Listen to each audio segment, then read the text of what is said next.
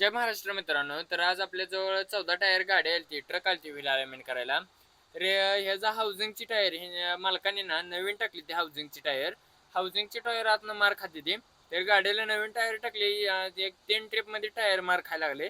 आणि ड्रायव्हर एवढं ओरडायला लागलेत ना, टायर मार खायला लागलेत म्हणून आपल्याजवळ आलतं. आपल्याजवळ व्हिडिओ बघून आपल्या इंस्टाग्रामला आणि युट्यूबला व्हिडिओ बघून आलतं.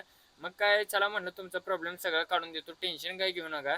तर मग आपल्याजवळ आलते, मग कम्प्युटरला आपलं रिडिंग ती घेतलं, गाडीची चॅशी वगैरे घेतली. 14 टायरची, 14 टायरला चॅशी घ्यायला लागते व्हील अलाइनमेंट करायला. ज्यांनी ज्यांनी व्हील अलाइनमेंट करते त्यांना माहिती असेल. आणि ज्या ज्या ड्रायव्हरला असा प्रॉब्लेम येते गाडीचा, गाडी मालकाला, तर आपल्या दुकानाला त्यांनी अवश्य भेट द्या. त्यांचा प्रॉब्लेम ओके करून द्यायची जबाबदारी आपली. ते टायर वगैरे मार खाणार नाही, ती इंजनवर लोड येणार नाही व्हील अलाइनमेंट केल्यामुळं, आणि टायर मार खाणार नाही, गाडी एका बाजूला ओढणार नाही. मग काय रोटेशन घ्यायला चालू केलं बघा, मी बसलोय गाडीमध्ये. तर चला जाऊ आता रोटेशन वगैरे घेऊन घेऊ. तर आता रोटेशन तर झालेलं आहे बघा मित्रांनो. तर तुम्हाला आता रिडिंग दाखवतो, बघू शकता तुम्ही किती रॉंग झालेलं आहे. तर बघा आता हे बघा आले रिडिंग.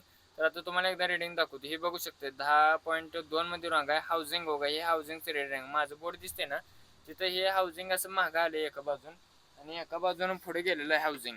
मग काय आपल्याजवळ गाडी आली, ते हाऊसिंगचं ते टायर मार खायचं, त्यामुळे ते हाऊसिंग तिरकं झाल्यामुळे तसं मार खाते. ही मागं आले आणि एक पुढे गेले.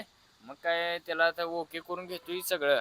तर काय बोल्ट काढायचं चालू आहे बघा, युक्लाइमची बोल्ट ती काढून घ्यायला लागते.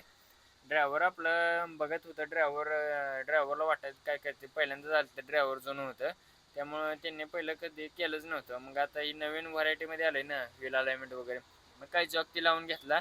कारण ते हाऊसिंग पुढं सरकवायचं आहे, हाऊसिंग एका बाजून मागे सरकलं त्यासाठी जॉक वगैरे लावायला लागते. मग काय घेतला जॉक ती लावून, त्याला पुढे सरकवलं. तुम्हाला आता पुढे जाऊन कम्प्युटरला रिडिंग दाखवतो. तर चला जाऊया आता बघा, तुम्ही आता बघून घ्या.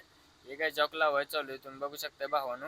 हाऊसिंग कसं आता कसं काय सरळ झालं का ना, मग कसं तिरकं होतं, त्यामुळे ते टायर ती मार खाते ते, आणि गाडी रोड सोडून एका बाजूला पळते, त्यामुळे ते प्रॉब्लेम येते. इंजिनवर लोड येते, ॲव्हरेज येत नाही गाडी, काय नाही. व्हील अलाइनमेंट करायला लागते गाडीशींच प्रत्येक 10,000 किलोमीटरला. आपल्याजवळ पुढचे बघा टायर कशी मार खाली आहे का.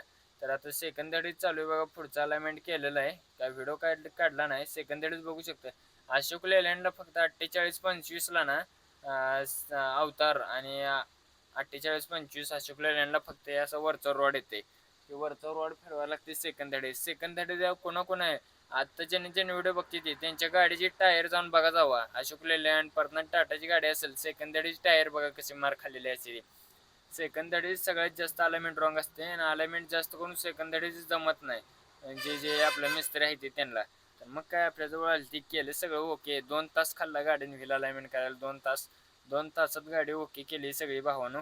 तर मागचं आता डमीचं तर काय हे जो ओकेच आहे व्हील अलाइनमेंट, काय नाही डमीचं ओकेच आहे. मग काय आता प्रिंट ती काढायची अलाइनमेंटची सगळी, आणि मालकाला पाठवून द्यायचं, पेमेंट वगैरे घ्यायचं. 14 टायरला खर्च 1600 रुपये येते व्हील अलाइनमेंट करायला, बघू शकता भावानं. मग काय प्रिंट ती काढली बघा एकदा 14 टायर. भावानं व्हिडिओ कसं वाटलं